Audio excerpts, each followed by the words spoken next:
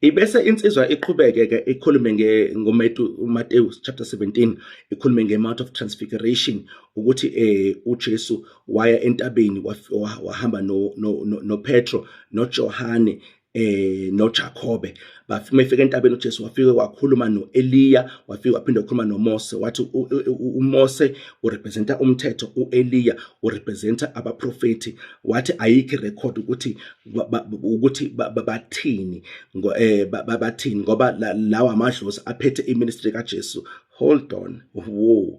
Okokuqala ke asiqale la. uJesu iministry yakhe yaqala angakhulumanga namuntu, angakhulumanga noEliya noMose. Iministry kaJesu, uJesu wafasta wazila ukudla, yaqala iministry. Ungafunda uLuka chapter 4 ukuthola leyo nto leyo. Number 2, ukhumbule ukuthi uJesu akuyena nje kuphela umuntu. As much as he is 100% umuntu, he is also 100% God.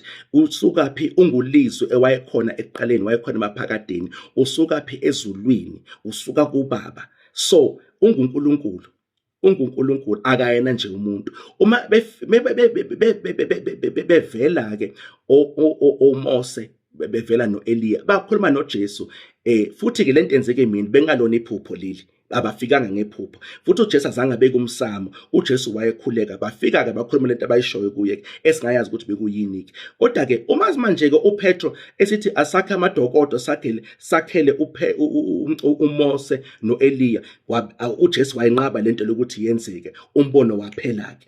Which means azange bacommunicate noPetro, azange bacommunicate noJakobe, azange bacommunicate noJohane, bacommunicate noJesu ulizwi okade vele esezulwini enguNkulunkulu. Azange bakhulume nomuntu olamhlabeni.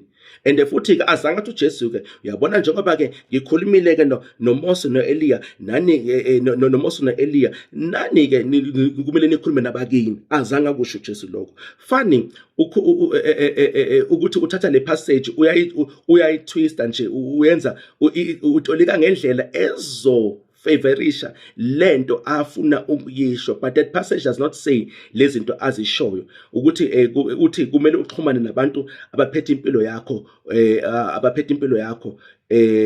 ukuze uphumelele. No, umuntu ophethe impilo yomuntu uNkulunkulu.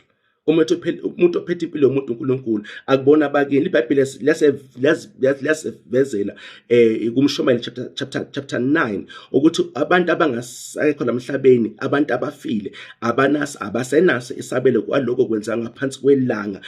Inzondo yabo, uthando labo, umono wabo konke kuphelile, abasenasabelo. Aphindeke so mangabe abasezulwini oLiya noMose bakhulume noNkulunkulu, ayevele asezulwini, azange uNkulunkulu abathuma ukuthi bazokhuluma nomuntu osemhlabeni.